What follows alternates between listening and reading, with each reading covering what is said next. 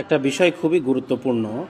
যেমন আলমীশ্বর এবং তার দোসররা মতের বিপক্ষে বলে তারা যা ইচ্ছা তাই বলে, যত বাজে ট্যাগ লাগায়, যত বাজে কথা বলে।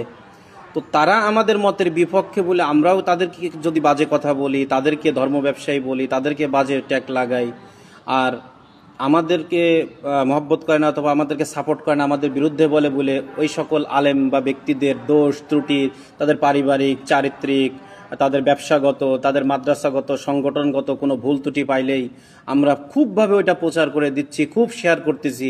তাহলে এটা কোন এতাআতের মেহনত? এটা কোন দায়ীর কাজ? তারা যেমন আমাদেরকে মসজিদ থেকে বের করতেছে, আমাদের বিরুদ্ধে গীবত করতেছে, আমাদের বিরুদ্ধে মিথ্যা অপবাদ অপপ্রচার চলাইতেছে আর বলতেছে যে আমরা এটা ফরজ দায়িত্ব পালন করতেছি। তারা যেমন শয়তান এবং নফসের ধোঁকা খেয়ে গেছে, হারাম কাজকে ফরজ মনে করে করতেছে। আমরা আজকে বলতেছি যে এগুলা প্রচার করতে হবে। তারা আমাদের বিরুদ্ধে কত কিছু বলেছে, অপপ্রচার করেছে, মানুষ দেখুক যে তারা কত খারাপ। না, মুসলমানের দোষ গোপন করা, তারা তারা তারা ওলামায়ে কেরাম যে কোনো কারণেই হোক তাদের ব্রেন ওয়াশ করছে। হযরত জি বলছে তাদের কোনো দোষ নাই, কিছু মুষ্টিমীয় মুনাফেক শয়তান তাদের ব্রেন ওয়াশ করছে। এখন অনেক ওলামায়ে কেরাম বিষয়টা বুঝতেছে ব্যাপারটা। আমাদের ওলামায়ে কেরাম সরল সহজ, তাদের সাথে ভালো আখলাক দেওয়া, মহব্বত করা।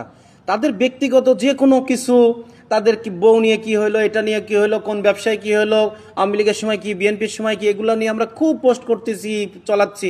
এগুলো তো আমাদের মেহনতের সাথে কখনো